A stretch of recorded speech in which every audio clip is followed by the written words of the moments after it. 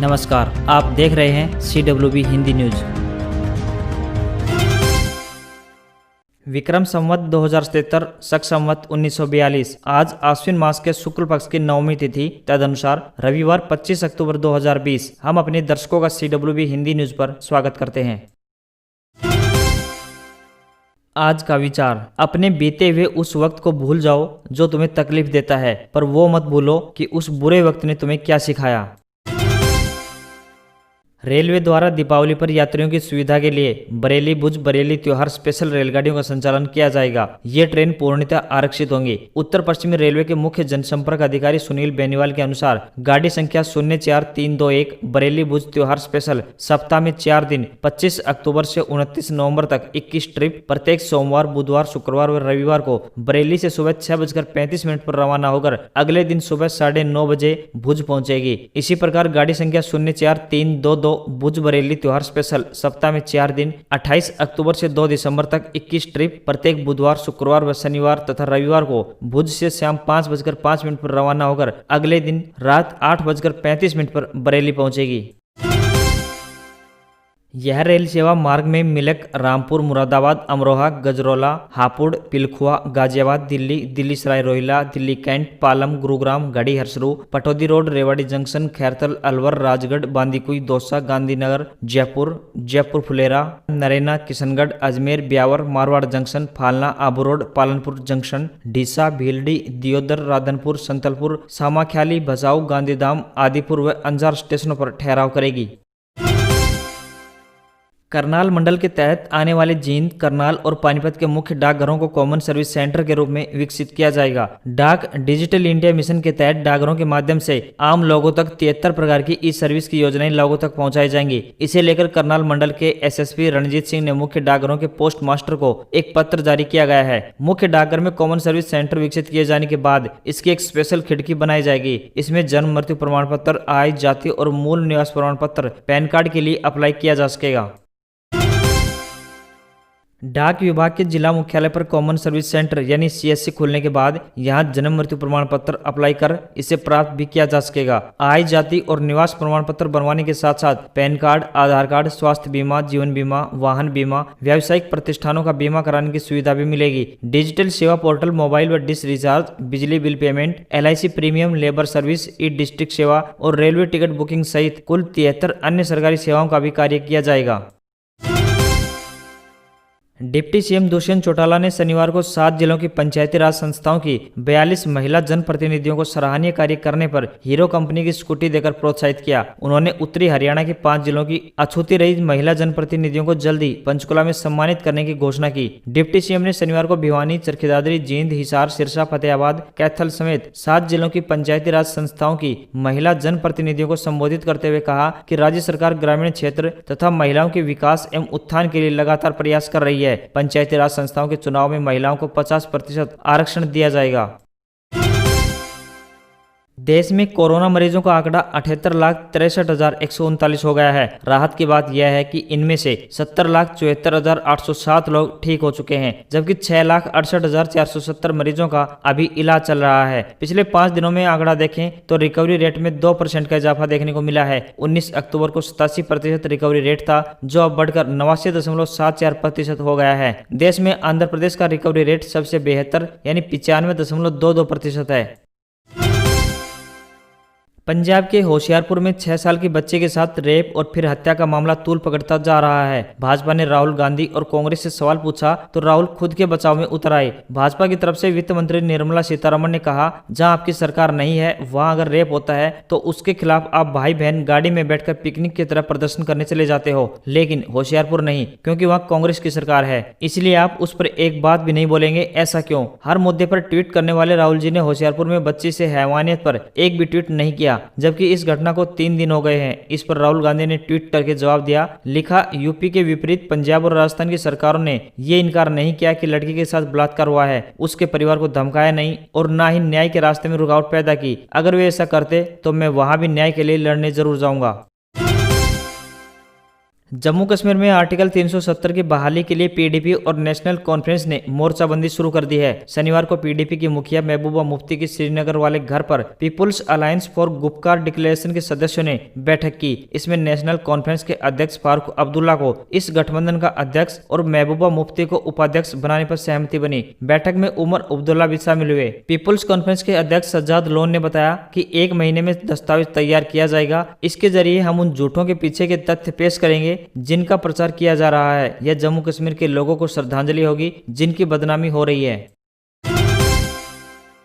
केंद्र सरकार ने देश की 4000 आर्मी कैंटीन्स को विदेशी सामान आयात न करने का आदेश दिया। इसमें महंगी विदेशी शराब भी शामिल है। सरकार ने यह फैसला आत्मनिर्भर भारत अभियान के तहत स्थानीय वस्तुओं को बढ़ावा देने के मकसद से किया है। फैसले से पहले इस बारे में तीनों सेनाओं से सलाह ली गई थी। न्यूज एजेंसी रॉयटर्स के मुताबिक देश में करीब 4000 आर्मी कैंटीन है। इनमें डिस्काउंट रेट पर सामान मिलता है। इसका फायदा वर्तमान और पूर्व सैनिकों और उनके परिवारों को मिलता है। आमतौर पर विदेशी शराब और इलेक्ट्रॉनिक्स सामान की डिमांड ज्यादा रहती है। आर्मी कैंटीन देश की सबसे बड़ी रिटेल चेन्स में से एक है। इनमें हर साल करीब 200 करोड़ रुपए की बिक्री होती है।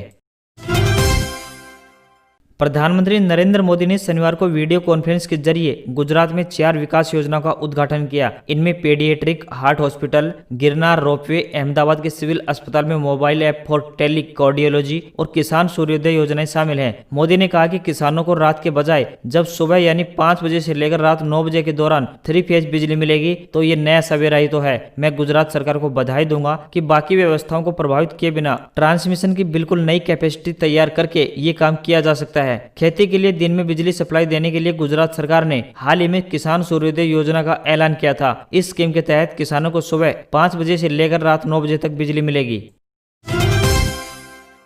आकाश में टिमटिमाते तारे बनने बंद हो चुके हैं। सुनने में ये अजीब है लेकिन सच है। करीब 1000 करोड़ साल पहले तारे बनने की प्रक्रिया धीमी हो गई थी, लेकिन तारा मंडलों में उपलब्ध हाइड्रोजन गैस अणु खत्म होने के बाद तारे बनने बंद हो गए हैं। भारतीय वैज्ञानिकों ने दुनिया के सबसे बड़े टेलीस्कोप से 8500 तारामंडलों का निरीक्षण कर तारे नहीं बनने के कारणों के रहस्य से पर्दा उठाया है। भारतीय वैज्ञानिकों का यह शोध विज्ञान की प्रतिष्ठित मैगजीन नेचर में प्रकाशित हुआ है। इस शोध की सबसे बड़ी विशेषता यह है कि इसे भारतीय खगोलविदों की टीम ने तैयार किया है। इसमें पूरी तरह भारतीय संसाधन जुटाकर खासकर ज्वाइंट मीटरवेव रेडियो टेलीस्कोप यानी GMRT का इस्तेमाल किया गया है।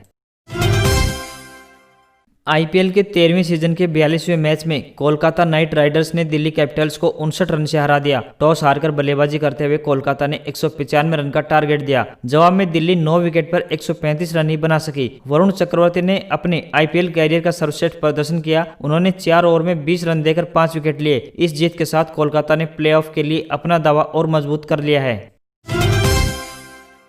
आईपीएल के एक अन्य मैच में किंग्स 11 पंजाब ने सनराइजर्स हैदराबाद को 12 रन से हरा दिया। पंजाब की यह लगातार चौथी जीत है। टीम 10 पॉइंट के साथ प्लेऑफ की दौड़ में बनी हुई है। वहीं इस हार के साथ प्लेऑफ के लिए हैदराबाद की राह मुश्किल हो गई है। टॉस हारकर पहले बैटिंग करते हुए पंजाब ने 127 रन का टारगेट दिया। इसके जवाब में हैदराबाद 114 रन बनाकर ऑल आउट हुई। यह दुबई में सीजन का सबसे छोटा लक्ष्य है। इससे पहले 40वें मैच में राजस्थान रॉयल्स ने हैदराबाद को 155 रन का टारगेट दिया था।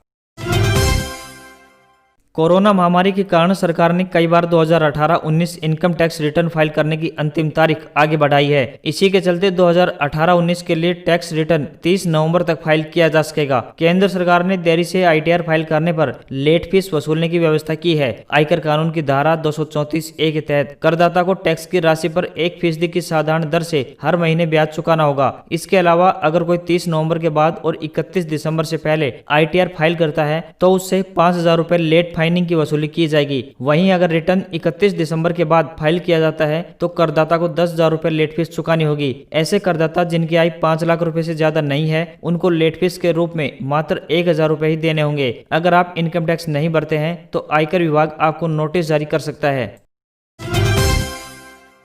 2019-20 के लिए इनकम टैक्स रिटर्न भरने की तारीख आगे बढ़ा दी गई है। अब 31 दिसंबर तक फाइल कर सकेंगे। कोरोना महामारी को देखते हुए आयकर विभाग यानी इनकम टैक्स डिपार्टमेंट ने रिटर्न भरने की आखिरी तारीख को एक बार फिर से आगे बढ़ाया है। केंद्रीय प्रत्यक्ष कर बोर्ड यानी CBDT से मिली जानकारी के अनुसार जिन लोगों को अपने रिटर्न के साथ ऑडिट रिपोर्ट नहीं लगानी पड़ती वे 2019-20 के लिए अपना रिटर्न 31 दिसंबर तक जमा कर सकते हैं। पहले इसके लिए अंतिम तारीख 30 नवंबर 2020 तय की गई थी।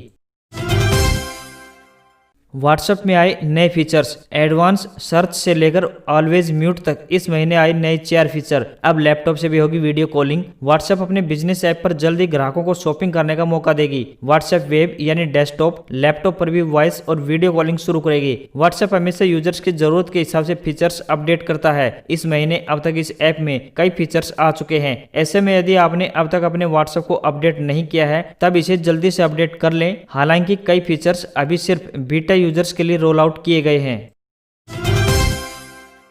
सुपर 100 बैच 2020-22 के लिए 27 तक आवेदन। 2 नवंबर को होगा स्क्रीनिंग टेस्ट। अब तक रेवाड़ी व पंचकुला में बनाए गए थे सेंटर। हिसार करनाल में भी मिलेगी सरकारी स्कूलों के विद्यार्थियों को विशेष कोचिंग। सरकारी स्कूलों के 25 विद्यार्थियों ने पास की थी JEE एडवांस की परीक्षा। इन सेंटरों में विद्यार्थियों को निःशुल्क प्रशिक्षण दिलाया जाएगा। यही नहीं, विद्यार्थियों के खाने, रहने और परिवहन का पूरा खर्च सरकार वहन करेगी। अब तक रेवाड़ी और पंचकुला में यह तैयारी कराई जाती रही है।